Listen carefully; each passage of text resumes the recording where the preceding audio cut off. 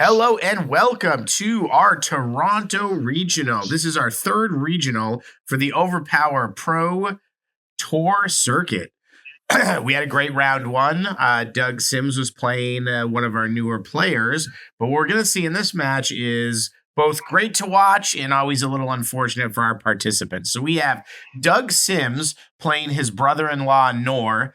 These two players train together. They travel together when they go to different events. So, they're always hoping if they have to face each other, it's way down the road. Facing each other in round two is definitely a little bit of a bummer. With me doing co-commentary still is Tyler Bertrand. How you doing, Tyler? Great. Hope everybody else is doing well. But yeah, like Joe was saying, it's always a bit of a rough pull. It's happened to my family as well when you're early in the rounds and you end up drawing somebody you traveled with in round two. But hopefully it doesn't affect their overall results as the tournament progresses.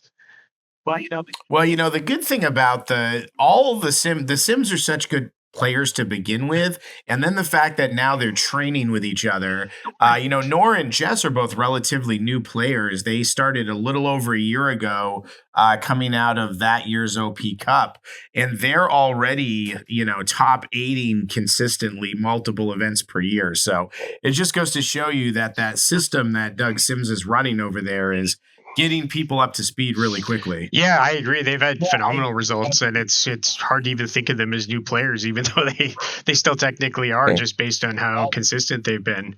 And like looking at some of the builds they've got going on here too, like I like how different they are. We're seeing the Leoro build as it's been known now with Leonidas and Zorro on North side, but with Tarzan, which is kind of interesting. And I love that. I think Tarzan is so underrated. His one per deck, the only him and target character can attack, is so good. Just to catch sorry guys, we're talking about the decks here, but just to keep you up on that first hand, both players placed heat. Wicked Witch has got her 8 multi and a 3 multi on her. King Arthur has his Excalibur placed to the home base and Legendary Partnership placed to him, which allows him to get a KL effect. That's a huge card for him to leave placed to counteract the defense of Harness the Wind. I'm sorry, I'm getting mixed up. He's got that on his team. Not as important of a card, I guess, with the 3 characters, unless he's going to be able to get rid of some of those Leonidas shield phalanxes. We don't know if we're going to see training cards or that strategy out of Leonidas, but I don't think, knowing the way the Sims build their decks, I wouldn't expect to see that card. Corey places out. He's got a lot more heat, and he does decide to run. Nor does manage to get an 8 placed, a 7 placed, an 8 power card placed, and he's got a negate on the home base. So they do some more placing. They get some universe cards. Corey does bet 2, and now Nor's deciding what he's going to do here. Corey has got a lot more venture on the board, but Nor's going to have to fight his way through that sooner or later anyway. Yeah, the only thing questionable about Corey's placement here is I'm wondering why he actually placed that 1 fighting power card with the 2 red 7s placed. I feel like when I'm playing against that, I would just naturally take that hit, especially because it even blends in with the Merlin 4 multi as well. And so I would be like almost not counting that 1 and just assuming to take it. But maybe there's something else with the deck that's interacting with it that I don't know about. Yeah, that's a good point. It just could be, he is playing 2 characters that have a primary fighting grid. So yeah, that Merlin reveal is devastating though. Oh, that card's so nasty. Yeah, and we don't know. That's the other thing. People really underestimate how much better Merlin is with a free home base. You'll see those spy cards. And sorry, not to toot our own horn, but that's one thing. Spying on the cards in people's hands when you have characters like Merlin or Professor Xavier is fun. And those cards were just literally unplayable. So to now see, not only are they playable, but they draw a full negate, Nor's only negate in the deck. Like, that just shows you how powerful that mechanic is. You're absolutely right, Ty. Yeah, I treat them like they're just negates because, and the Grim Reaper. Like, they essentially negate or discard a special from hand. It's just it hasn't been played yet, and it just has to be done on your turn, but it has the same impact as negating a card. That was a monster Oof. chain. He did the ally. Did he do something before the Merlin 4 half multi? It was, I believe it was just the ally for multi and then the Reaper. And then the Grim Reaper, but he got 4 cards, one of them being the Leonidas 8, but he's not backing out. Yeah, this is it. I mean, that's he's got Hades to protect the Venture, but this is the issue with Reaper is that this next battle is still going to be difficult for Nor based on the card swing now, and sometimes Grim Reaper can win you 2 hands in a row if it's something like this. But remember this as well, though. Nor took the Grim Reaper, got out of a few of the 1 per decks, but he also did hit with Riches of Don de la Vega, so he moved another mission up to the victory pile. And Corey's 3 down now. So as much as people do get upset when the Reaper hits that, remember, Nor has his own Reaper coming up, and he can easily go 1 and run, and still be probably leading this game. Yeah, that's right. And I mean, there's always been these situations where I've been in where I'm up 3 place cards and then I dupe 3 or dupe 2 anyway, and then it ends up breaking even. So you never know with the game. But it's definitely a difficult situation. But that's the good thing about Nor actually being able to fortress out there is it bought him time to actually concede and plot things out a bit more. Yeah, and so Nor does get his fairy protection placed. Nor is playing the round table versus Corey's 221 Baker Street. 221 Baker Street empowers any cards that spy or look at the deck or sort, where the round table takes away your ability to place a main character special and allows you to place your ultra powerful any character cards. Now, I want to compliment probably one of the best plays I've seen so far in this game that's very subtle. Corey has not missed a trigger to look at the card on top of his deck off of Merlin yet. And that is one of the hardest things about Merlin. Overpower is not a game like Magic where you're normally remembering things that trigger constantly. That's one of the types of effects we've added more to the game. And Corey is brilliantly always checking that top card. He knows if there's any time he can generate a draw that he's going to be able to keep the card. Or he knows if it's he just gets a card that's not that important, he can push to try to get to one of his more powerful cards. So I just really want to compliment that because I've played Merlin myself. I've played against him a ton. And somebody remembering to do that every single hand is very rare. Yeah, it's tough, I think, because of just the timing. Because it's right when the battle's about to start. I think that's the part. It's just past all the setup. So I think you're gearing up to just play. Interesting. We got a lot of kind of ineffective low hits being kind of traded back and forth where it's a lot of cumulative KO on characters, but nothing that's coming through as a kill shot yet. And I will say, I agree with what Nor's doing here. Stinks that he has to block up so high. That's kind of a dead giveaway. With the 2 as well.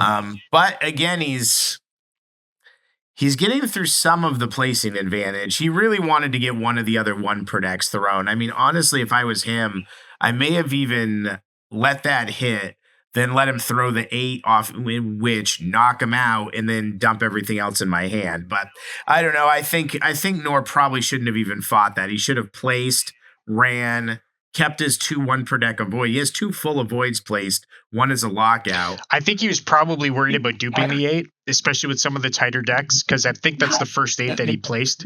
So he's going into the 3rd battle now. I know that would be crossing my mind if it's my first 8 that I'm probably going to be drawing another. If I'm running 3, that another one's going to be popping up soon. That's a great point, and I will say that's something I'm not always as good at. So they're kind of sprinkling some power cards out there now. Zorro gets an 8 back. He's got a 6 in his hand. He's got a 5 placed on Tarzan. Now, what's cool about the 5 any power in this deck is it does trigger Tarzan's ability.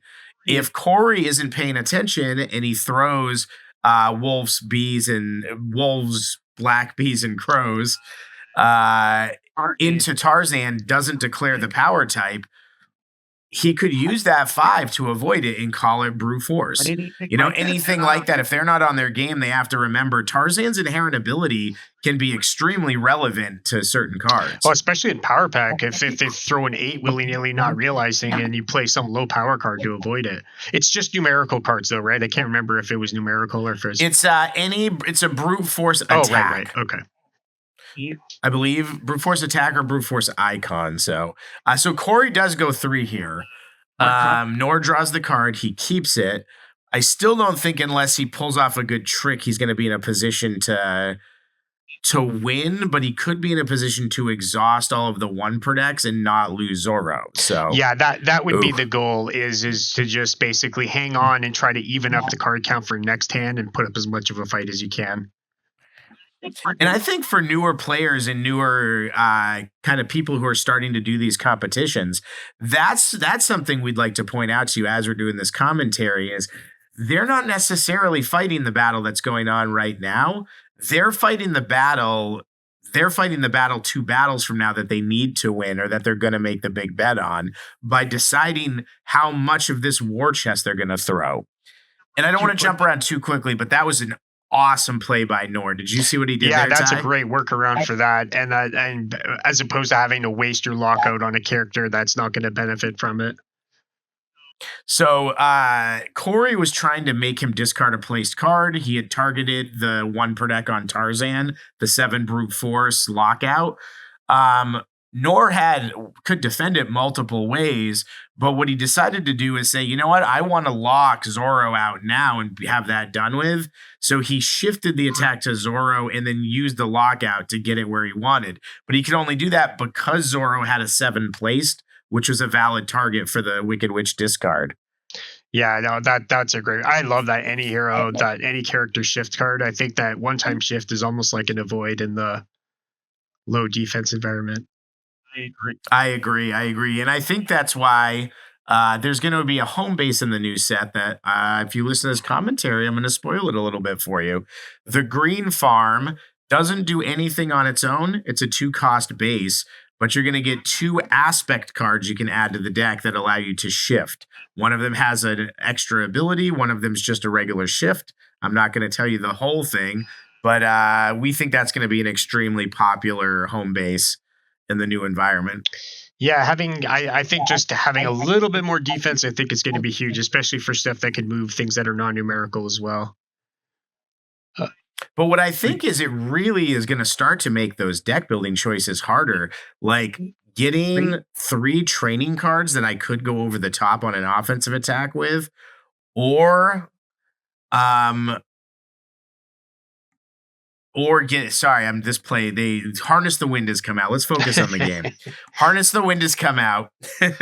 That gives Corey the ability to shift the hits wherever he wants. And he did that in order to be able to defend a 6. And then the 5, he was able to defend where it goes. But this is good. Nor's actually getting done what he wants to get done. He really hasn't taken much damage, and he's exhausting all these 1 per decks. But Corey very intelligently hits with Legendary Partnership, which gets rid of all those remainder of battle cards. That gets rid of the lockout that was on Zorro. Now Corey's got to decide. Now Nor's got to decide, do I keep throwing these hits? The 7's great to throw right there. It's a 7 of a different color. But he's got to make sure 1 hit isn't going to come over the top and just knock Zorro out. Luckily, both of Corey's place cards are not kill shots on Zorro. Yeah, like I'm very confused by the power card structure in Corey's deck. I don't know if this was just like maybe it was something from an old deck. I know that's happened to me a few times, but having the 1 or 2 combat just seems like a strange choice. But and this is a combo. Corey's using a combo of Merlin and King Arthur. We've seen this a little bit in our play groups. Ty, you've got a deck that you're using. Sean Sawyer has a deck he's been using. We have not seen this come to fruition in competition. And that combo right there is something that makes them work so well together. King Arthur's heavy in the head allows him to get a teammate non-1 per deck, play it immediately, but it is defensive. Once Merlin resolves a negate, it allows King Arthur a chance to get 1 more of those negates once it's in the dead pile, but it still has the it still has the flexibility to do other things if you need it. It's an amazing one per deck with a defensive character like Merlin, which is what we designed them to do together. Yeah, I think Arthur is great with a negate character or a character with like a teammate avoid. I love them with John Carter as well for the same reason, because it guarantees that he can get some sort of an avoid that way. Now, Tarzan's card has come out. There is a negate on the table. But if you're Nor at this point, I think you have to be thinking to yourself, come like hook or crook, I got to get that negate off the board. Because Tarzan, what is that card called? It's called like Lord of the Jungle. It's something like that. Yeah. Or no, that's the 7. This one is, or no, 7 is my feet are like hands. This one, well, anyway, we always call it a soul gem because that's the old version. But it's Tarzan and target character are the only ones who can attack, defend, or play specials. So if he manages to resolve that on someone like Merlin, the numerical avoid and the teammate avoid from King Arthur are essentially dead cards. Yeah. Yeah, 100%. And that card is so devastating. It's a very tricky card, and there's a lot of strange interactions that can come with it if you're not careful. Absolutely. Again, another reason why I'm really shocked we hadn't seen more Tarzan up till now, but it's great to see that happening. So Nor's going to try to resolve the Gemini. What does he get here? He's not venturing for the win. Now, Riches of Don Della Vega is going to be my card I'd want to get, but it's still a hit on King Arthur. I would even consider a 5 multi from Zorro, or maybe even just another high. The issue here is that Corey's got a negate to counter most of it. You could even get funky and go with an ally or teamwork if you really want to get around the negate. But with the 4 or less avoid placed, I would assume it's probably just going to be some sort of an attack at this point. Or maybe even the Leonidas avoid. That Leonidas avoid would be a great call. I was going to say, he's looking at maybe trying to do my feet are like hands.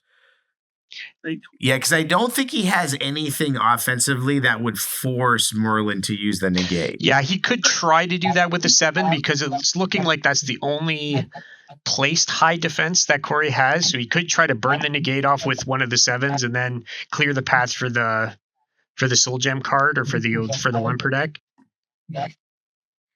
We appreciate that. It looks like someone told him to just try to tuck in a little bit so we still get a view of what's being done. It looks like Nor's got he's got the avoid for Tarzan. A little bit of a bummer because Tarzan's not the target right now. Looks like he's got a 8 energy. 8 comes through, so he uses his 7. He uses his avoid. So that's it for Corey. I don't think he got the. Yeah, it looks like he did get the Tarzan 7 then. 7, yeah. So I think Corey's got 1 card in hand. Again, no kill shot, no low kill shots because he's still in. That's a great play. Yep. So if that 7 hits, yeah. There we go. If the 7 hits, Wicked Witch wouldn't be able to attack. That would knock out 2 cards. It's above the defense for the 6 or less that King Arthur has, which becomes a 6 or less because of Merlin. Another reason why they're so good together. The 2 hits, again, not for the kill. Nor's going to select the slain. The negate's already been used. Nor now might find himself in a situation where he used up the negate and might not even need to play the Tarzan card this battle. He might have set it up for the next battle. Yeah, I mean, I don't think Corey's going to have that many more negates left. There was 1 in the dead pile, and that was the second one we've seen. So, I mean, I doubt he's playing 4, so there might only be 1 Merlin negate left in the deck. Now I got to ask you a question here. My 2 picks here are the Zorro 5, because it can follow up the teamwork. He did also have the 2 post-concession attack for Jane. I would have taken that. I think I would have taken that too. It's not for the kill, but it would almost certainly eat up that defensive avoid. It does look like Corey's committed to throwing here, though. So if that's the case, you might want to go for the teamwork and just try to put the venture away. But yeah, so I think that's kind of what it's looking like. But I agree with you. If I think there's any chance that he runs, I would definitely throw the 2 and force off the avoid or make him make a bad decision. But then again, I guess he did get to use the 5. That made the teamwork playable. So he got 6 more damage and brought King Arthur up to only needing 4 to die. He got out from under some really good placed cards. Actually, he's ahead in cards now. So, I mean, as far as Nor's concerned, being up venture with the way he is and being able to not lose a character yet. And, like, look at the damage on Zoro. He's going up by 1s and 2s. And I think what Nor just said was he would have used that card on Wicked Witch, but Corey had hit with the 4 that made her untargetable. Oh, right. That's interesting. Yeah, he did have the Tarzan Pure Void, which that card's great to have with it. Oh my God, so good. Yeah, if he could have paced it so he could have got it out there, that would have been great. And the other disadvantage to it is like him not being able to play it on the round table is a disadvantage because not being able to have that personal card, you can't set up those combos within a single character. I'll be honest, I struggle a lot with round table in Modern. It was a staple back in the day, the most powerful home base in Legacy. And now I don't find it's as much of an advantage to play. Sure, bringing Grim Reaper through till you can use it is awesome, but I find I need to be able to place other cards for my main characters. I completely agree with you. I think the big difference is when you're running like 6 or 7 unique specials per character, you'd rather have the other slot there as opposed to the any characters. And to me, the big advantage of Roundtable is essentially setting up your webhead and making sure it's going to count for a big card and another bomb. But outside of that, I definitely think that the advantage is definitely shrunk a bit compared to what it was like in the previous iterations of the game. For sure. I've literally debated in my head playing like just a 0 cost that doesn't do anything for me really, just to get that slot because I wanted to have the personal slot. Now there will eventually be there's going to be other zeros that you don't have to have a character that has a card to take advantage of it. I mean, I even like the idea of running a Sclepion if you need one. That reveal is nasty. Well, Andy called power card, and Nor had 3 power cards. So he saw his whole hand. He knows he has a 4 and a 5, and he ditched his 7. And he was able to get the any character negate that hand too. So he knows that Zoro is essentially the only one that can defend higher than a 5 at this point. But he does have the Tarzan card to suck damage if he needs to, but the negate is also there. And the Tarzan card is getting dangerously close to power pack, which that's a lot rougher in this version of the deck that Corey's playing because his grid is so split up. 100%. That card on Doc Watson is going to be awful, like very, very tough for Corey. Oh, that's a game-winning play at that point.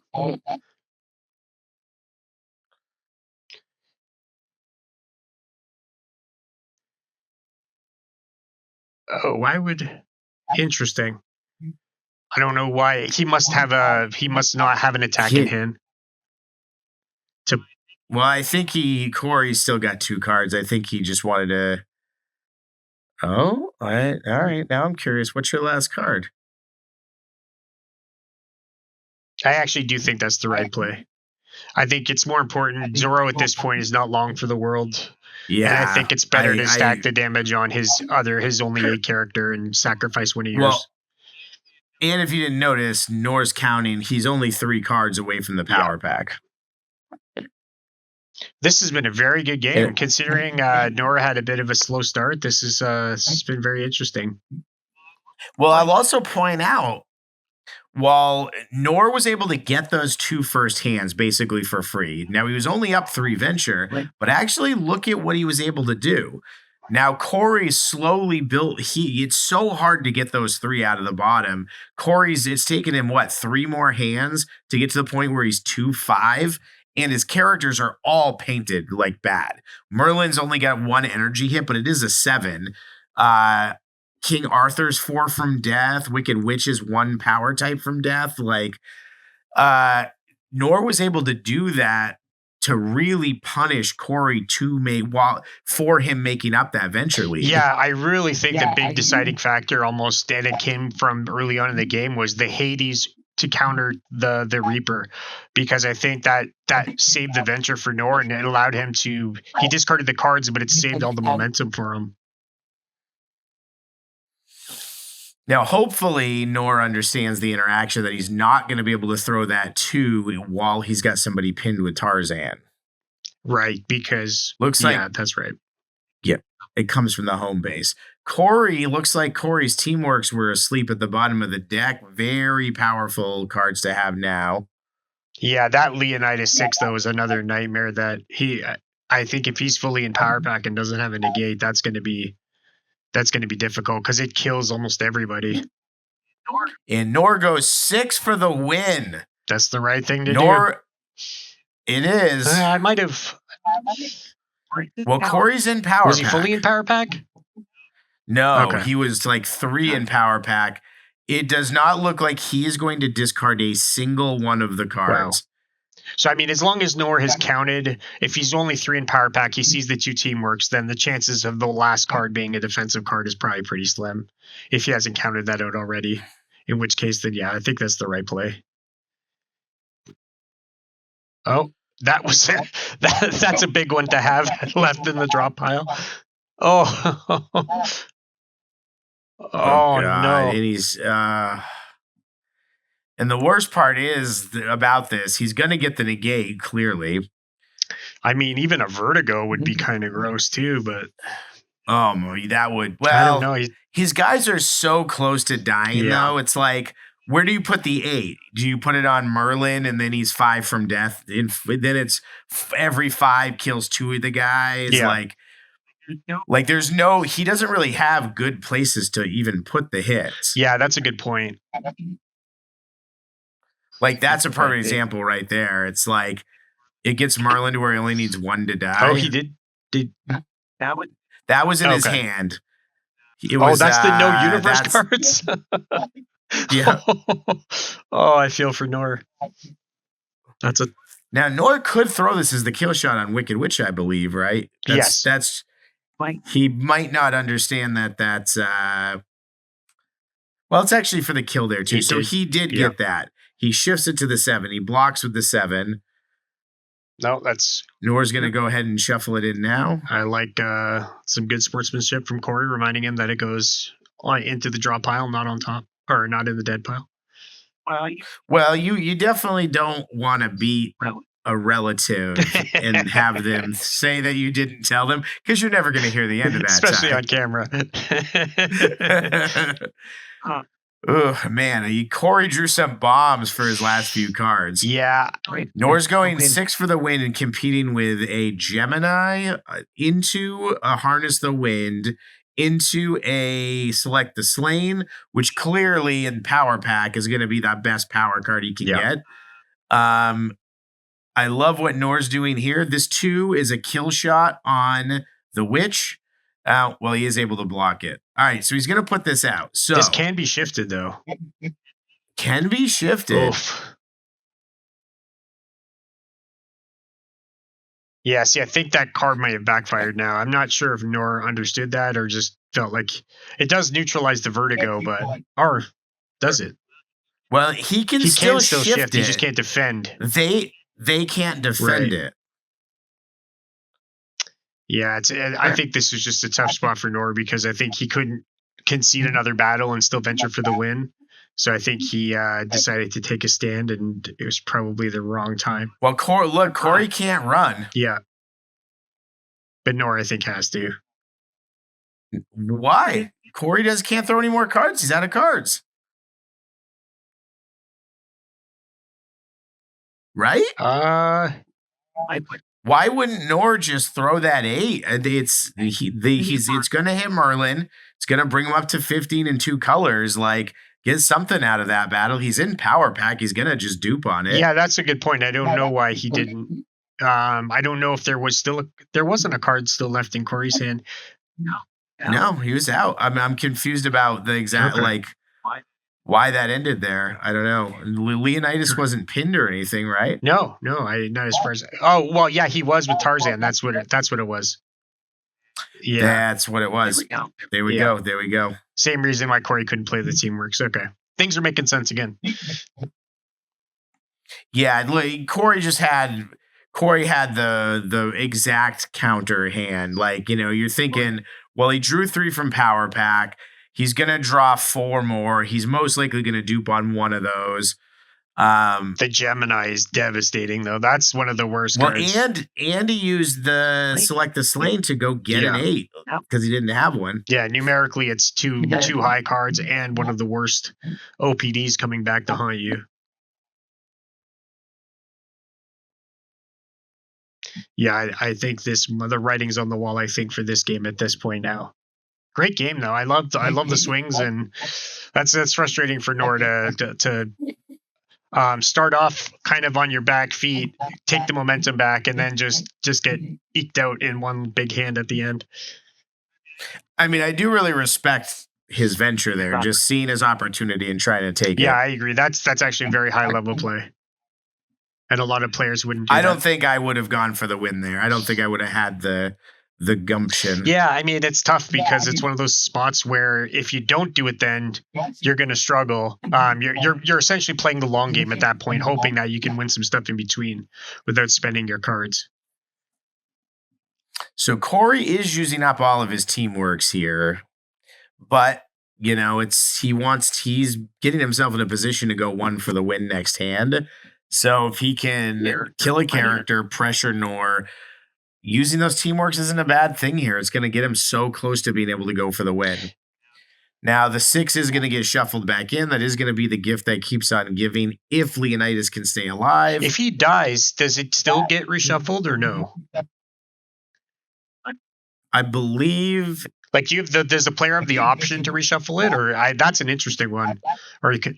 Let me check. I will. Let me pull the Oracle text up real quick because I am a little curious now. Yeah, because if you know Leonidas is going to die, you obviously don't want the discard in there if you can work around it. But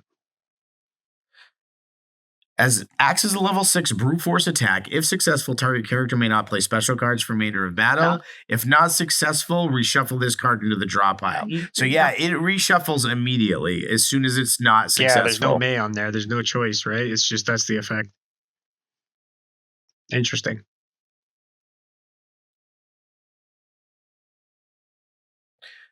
We're going to have to issue a little bit of an errata on that, I just realized. We needed to say if defended. Yes. Because with that, you could actually attack like an EB, kill it, and then still reshuffle it. Or I don't know.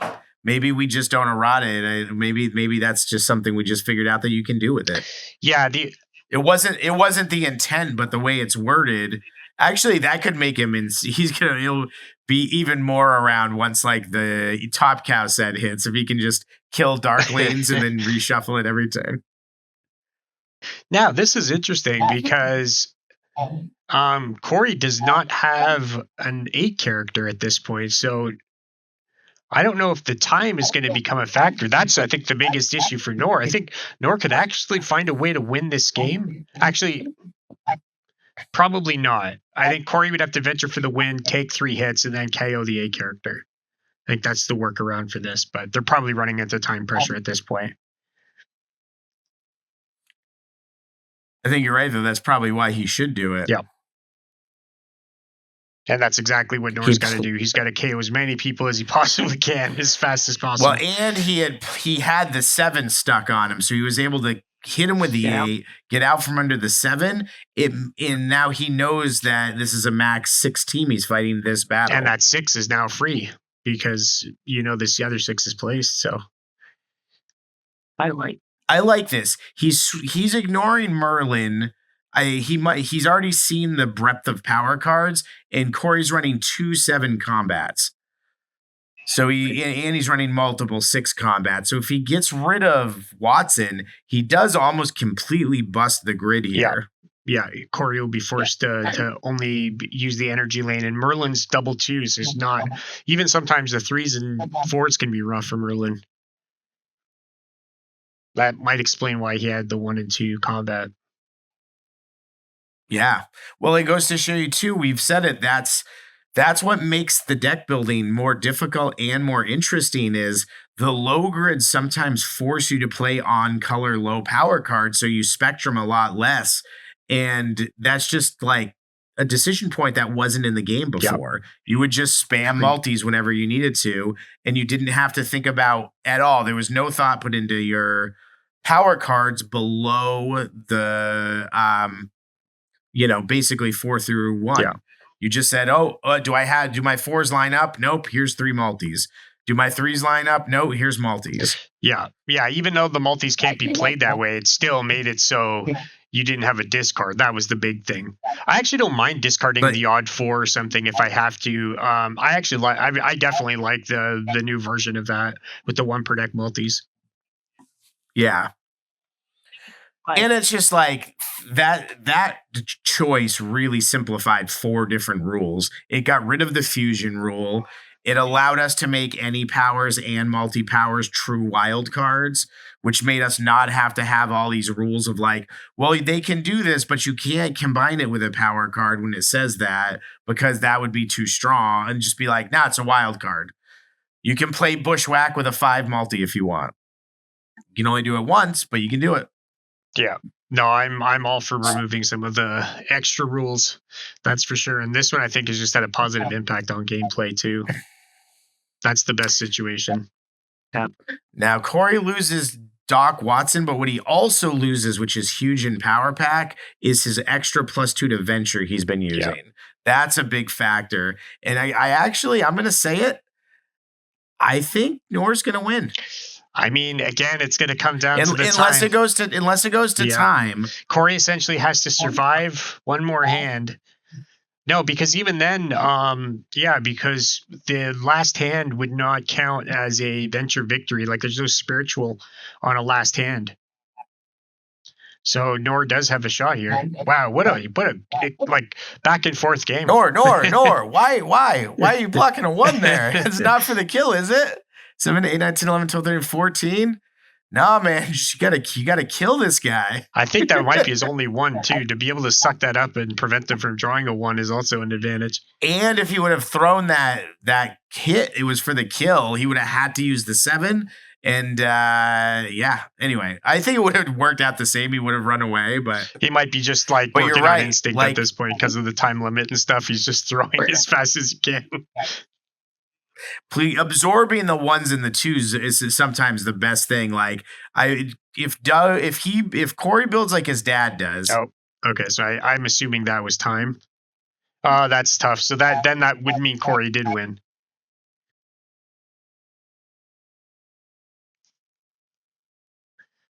That was a very exciting game. That was a great one for both players. And actually, no, I guess Corey conceded the game. And that was that Nor actually won that. Yeah, he only had the 7 any power, it looked like. So I think he needed to draw a big hand there. And I think that he also knew the 8 would have just instantly killed Merlin, right? If Nor had drawn an 8. Oh, that's what it was. He asked him if he had the 8, and then he just conceded. I'm assuming that's what happened. I think that is what he did. But again, it's like he had the. I guess Corey just saw the writing on the wall, because like, what's he gonna do? Take the 8, run, take another 8, like he can't ever really fight. Yeah, he needed the time to basically have been called last hand, the hand before he took that 8. Then he would have had a chance. If he could take the 8 during the last hand call before that, then he would have been okay. But that would have been the only way to win, and it would still be a very weird, depending on the fact that Nor had so many in the defeated. But what a game. Great game. Yeah, that was a really, really awesome game. I'm sure it's annoying. Again, it's having to play somebody that you came to the event with in round 2 is always like the worst thing. But when one of the things that's great about Overpower is people are coming to these events in groups of 4 to 8 friends at once, and if you're playing in a field of 50 people, and 8 of them are you and your friends, and you all win round 1, like you're gonna play people more often. 100%. But What a great game. Both fantastic players, both qualified for the Nationals. I'd love to see either one of these or both of these guys at a top 8 table at our Nationals. So that's round 2, guys. We are going to see you, Ty, and I'll see you over in round 3.